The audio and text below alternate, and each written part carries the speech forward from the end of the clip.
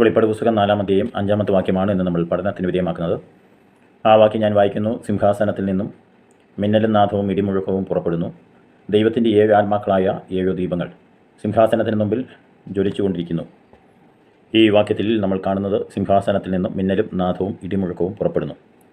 പഴയ നിയമം നാം പഠനത്തിന് വിധേയമാക്കുമ്പോൾ ഇവ മൂന്നും ദൈവിക സാന്നിധ്യത്തിൻ്റെ വ്യക്തമായ തെളിവുകളായിട്ടാണ് നമുക്ക് കാണുവാനായിട്ട് സാധിക്കുന്നത്.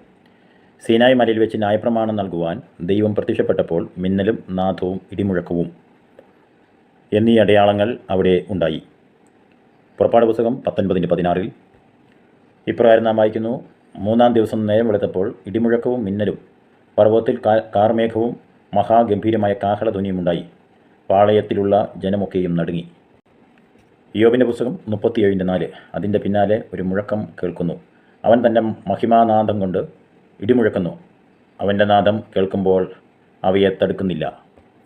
സങ്കീർത്തനങ്ങൾ 77:18 നിൻ്റെ ഇടിമുഴക്കം ചുഴലിക്കാറ്റിൽ മുഴങ്ങി.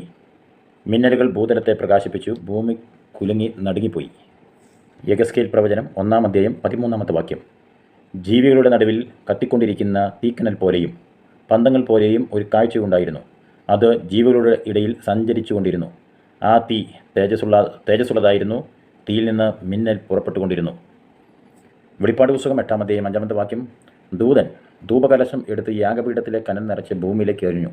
ഉടനെ ഇടിമുഴക്കവും നാദവും മിന്നലും ഭൂകമ്പവും ഉണ്ടായി. വെളിപ്പാട് പുസ്തകം തന്നെ 11:19 അപ്പോൾ സ്വർഗത്തിലെ ദൈവാലയം തുറന്നു. അവൻ്റെ നിയമപ്പെട്ടകം അവൻ്റെ ആലയത്തിൽ പ്രത്യക്ഷമായി. മിന്നലും നാദവും ഇടിമുഴക്കവും ഭൂകമ്പവും വലിയ കൽമഴയും ഉണ്ടായി.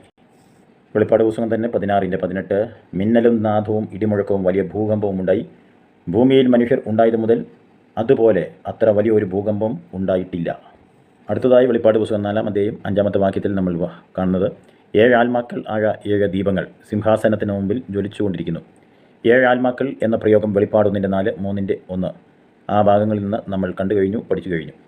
ഇനി ഇതേ കാര്യങ്ങൾ, അതായത് 7 ആത്മാക്കൾ എന്ന പ്രയോഗം വെളിപ്പാട് 5:6 ആവർത്തിക്കുന്നു. ഇവിടെ ജ്വലിച്ചുകൊണ്ടിരിക്കുന്നതായിട്ടാണ് കാണുന്നത്.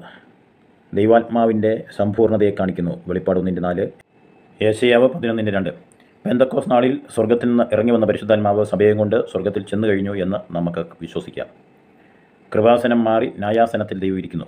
ന്യായാസനത്തിൽ കരുണ കാണിക്കലോ ക്ഷമിക്കലോ ഇല്ല, മറിച്ച് നീതിയും ന്യായവും നടപ്പാക്കുകയാണ് കൃപാസനത്തിൽ നമുക്ക് കാണുവാനായിട്ട് സാധിക്കുന്നത്. നാളെ വെളിപ്പാട് 4:6 പഠനത്തിന് വിധേയമാക്കാം. Thank you so much.